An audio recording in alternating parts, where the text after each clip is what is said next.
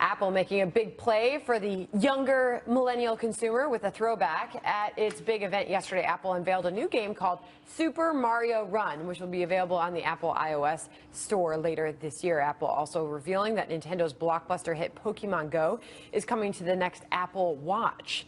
All right, so millennials, which, by the way, I feel like it's always important to define the millennial generation because they're getting, I mean, the millennial generation, 18 to 34 years old. Pew says it's anybody born after 1980. So that was the Nintendo age. I'm not Absolutely. a millennial. Right? So, and you know what? We didn't have a Super Nintendo. I had to play it at my cousin Joey's house.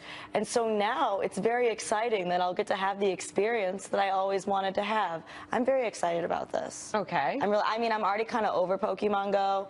I played it very passionately. I think I got too into it, too much, too fast, you know, and then it kind of fizzled out. And you tripped and fell into a water fountain? That's what a lot of, not to categorize, but I feel like a lot of what's coming out now for the younger generation is like Pokemon Go. It comes, it's hot for a week, and then it's gone. It's all I did for an entire weekend is I walked around playing Pokemon. I'd go home, charge my phone, go out and do it again. And then you were over it. I bought extra batteries, yeah, and then I was like, you know, Now you'll never do one it of those again. passionate love affairs that just kind of fizzles out. This is a big deal for Nintendo, a bigger deal, because Nintendo owns all the intellectual property from Super Mario, which is not the case with Pokemon Go, and to have that delivery platform is just For sure. phenomenal. But I think even bigger is to be able to engage millennials long term. So it seems like you can get something out to them that they like, but you know, to be able to engage them longer term is something that companies are trying to figure out. It seemed like it was a pleasant surprise in the unveiling of this new iPhone, because otherwise everybody was just waiting for the lack of a headphone jack.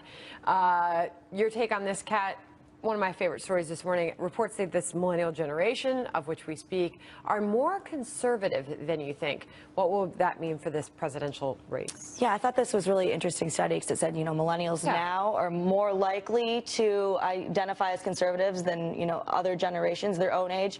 But the interesting thing about that is also most millennials, it said, don't care about issues, like more social issues, like they're more liberal on those, you know, gay rights, those kinds of things.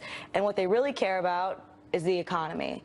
So I really think that, you know, that's why Trump needs to focus more on the economy. Conservative people need to focus more on the economy because that's across the board what people see as the edge, and that's what millennials care about. So that really should be the focus. Yeah, it's a huge change, though. No, I was just looking at the actual research. So the current view of millennials as liberals might be due to their age. Young people are more likely to be liberal.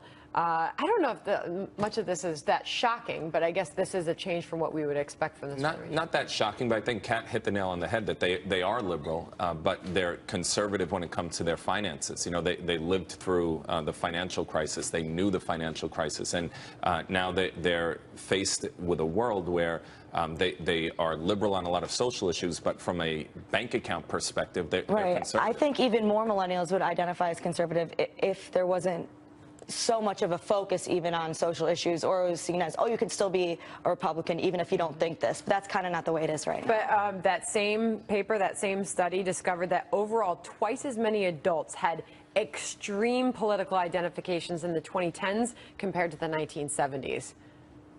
Yeah. We see that every single day. Oh, yeah. All right. Thank you, Kat. Candidates Hillary Clinton and Donald Trump firing on all cylinders at a forum last night, setting the stage for the first presidential debate.